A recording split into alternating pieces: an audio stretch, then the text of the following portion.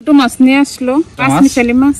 তো এই মাছ আবার বেলুন বোঁদা রান্না করলে ভালো লাগবে। অনেকে কিন্তু লাউ আবার পিস দিয়ে ভাগার দেয়, আমরা কিন্তু আবার ভাগার দিই না। আর পায়েস আমি কয়েকদিন পর পরই রান্না করি। আসসালামু আলাইকুম, সবাই কেমন আছেন? আশা করি সবাই ভালো আছেন। তো আজকে সকাল সকাল তো রুটি, চাউলের রুটি কলা পাতা দিয়ে জুস দিব। তো এখানে কলা পাতা নিতে আসলাম। আর আইদামনি কি করে, এই যে কি করে, বেবিটা অনেক দুষ্ট হয়ে গেছে। এই যে অনেক দুষ্ট হয়ে গেছে না বেবি? আয়দা শুধু বাইরে থাকতে চায়, ঘরের ভিতরে একবার থাকতে চায় না, শুধু বাইরে ঘুরতে ঘুরতে চাই। আর আজকে আকাশটা মেঘলা মেঘলা, এই যে কুয়াশা আছে, একটা কলার ছড়িও এটাও পেকে যেতেছে। যে এখানে কলা পাতা দিয়ে ভালো করে ডেকে দিয়ে দিচ্ছি। আমি এখানে রুটি চুজ করে নিচ্ছি। এই যে অনেক সুন্দর হয়েছে, একদম লুজ লুজ। গরুর মাংস দিয়ে খাইতে অনেক স্বাদ হবে। এই যে আর এখন প্লেটে নিয়ে নিই। এরকম ভাবে মানে রুটি মানে কুরবানি ঈদের সময় খাওয়া হয়, তাছাড়া মানে বছরে আর কখনো খাওয়া হয় না। সারা বছরে কুরবানি ঈদের সময় অনেক খাওয়া হয়। তো গতকালকে আমি একটু বেশি করি মানে চালের রুটি করে নিচ্ছিল আমাদের জন্য। এই যে দেখে ভিতরটা একদম অনেক সুন্দর।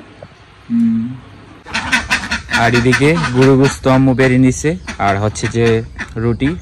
আর এদিকে হচ্ছে নানুমনির হাঁস। বাইরের ওয়েদারটা আজকে খুবই সুন্দর, মেঘলা মেঘলা একটা ওয়েদার, মানে সকাল থেকেই রোদ নেই, খুব ভালো লাগতেছে। এখন আমরা সকালে নাস্তা করব। আর ওইদিকে কুয়াশা তো তোমার। শীত চলে আসতেছে না, আর বেশি দিন নেই। এই মাস গেলে শীত মোটামুটি পড়ে যাবে। আর এই শীতের দিনটা আসলে বেশিরভাগ আব্বার কথা মনে পড়ে। আব্বা সকালটা হইলে আগে চা দিয়ে আমাদের প্রতিদিন সকাল শুরু হয় নানু বাড়িতে আসলে।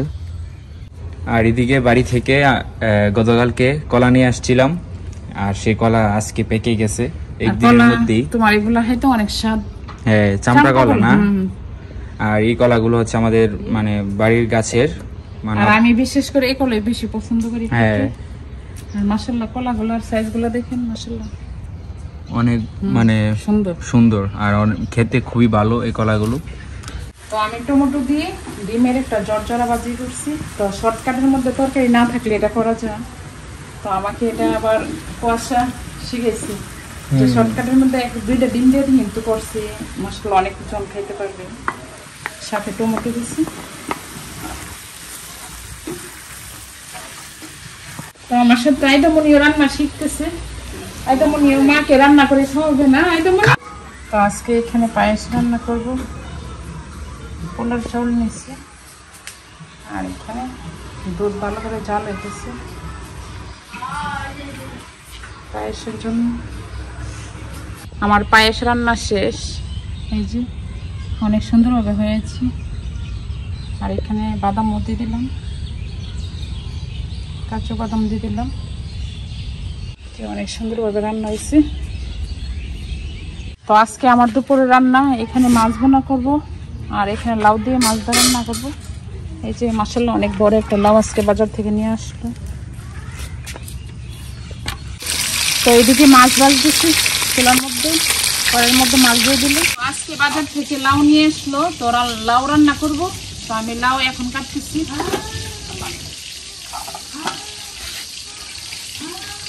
তো আমার আব্বা থাকলে ঠিক এমন দিন আমরা লাউ খেতাম।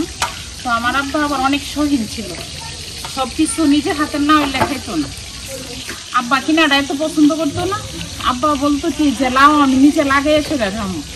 তো আমরা তো আর এটা করতে পারি না, আমরা সব বাজার থেকে কিনে নিয়ে আসতো। তো আমি লাউর শাল আবার ভাজি করবো, তো এই জন্য একটু পুর করে নিতেছি, কেটে নিতেছি। তো লাউ কাটলে আমার শুধু আমার আব্বার কথা বেশিরভাগ মনে পড়ে, আমার আব্বা যে কথাটা বলতো। আর আমারও শ্বশুর বাড়িতে যাওয়া হয় না অনেকদিন ধরে, তো কিছুদিনের মধ্যে যাবো শ্বশুর বাড়িতে। লাউটা একদম কড়া। তো আমি এখানে লাউয়ের জন্য মাছ নিয়ে নিচ্ছি, আর লাউ কেটে নিচ্ছি। আর মাছের জন্য কিছু করা যায় না। আর এখানে মাছ বেঁচে নিচ্ছি, মাছ শুকনা করবো। এই যে আইদামনি আম্মার করলে শুধু নিচে নেমে যাইতো, নিচে মজার লাগে শুধু কান্না করতেছে। তো এখানে লাউর তরকারিটা বসিয়ে দিছি, মাছটা কষানো হলে লাউ দিয়ে দিব, আর এখানে মাছ বোনা। তো লাউ কেটে নিছি, লাউর মাছ কষানো হইতেছে, আর এখানে লাউ রেখে দিলাম। আর লাউর শাল দিয়ে আলু ভাজি করবো, কারণ এই শাল ভাজিটা সবাই পছন্দ করে। আর এখানে লাউর মাছ আমি কষায় রেখে দিছি, আর লাউ দিয়ে দিব। আর মাছের জন্য কিছু করা যায় না, মাছই অনেক। মাছ বোনাটা হয়ে গেছে, এখন কাঁচামরিচ দিয়ে দিতেছি আর ধনিয়া পাতা দিতেছি। তো ধনিয়া পাতা পাওয়া যায় না, রসুনের পাতাই দিতেছি। আর এখানে পাতিলের মধ্যে লাউ দিয়ে দিতেছি। তো অনেকে কিন্তু লাউ আবার পেঁয়াজ দিয়ে ভাগার দেয়, আমরা কিন্তু আবার ভাগার দিই না, আমরা পেঁয়াজ রসুন পেঁয়াজ কাটতে দিলাই। আর তো আমাদের মাছ আছে দাদি যেভাবে রান্না করতো, তো আমিও লাউ এইভাবে রান্না করি। এখানে পেঁয়াজ দিয়ে দিচ্ছি, পেঁয়াজ কুচি রসুন কুচি। তো এখানে আমার মাছ বোনা হয়ে গেছে, আর এখানে অনেক সুন্দরভাবে লাউ তরকারি হয়ে গেছে। আবার জাম্বুরের ভর্তা আছে সাথে, শেষ আবার 1 বছর পরে। তো এখন ছোট মাছ নিয়ে আসলো, এই যে একদম দেশি তরতাজা মাছ, মিশালি মাছ। তো এই মাছ আবার বেলুন বোঁদে রান্না করলে ভালো লাগবে। তো অনেক সুন্দরভাবে আমি মলাই মাছটা রান্না করছি। তো আমাদের অঞ্চলে মলাই মাছও বলে, মহা মাছও বলে।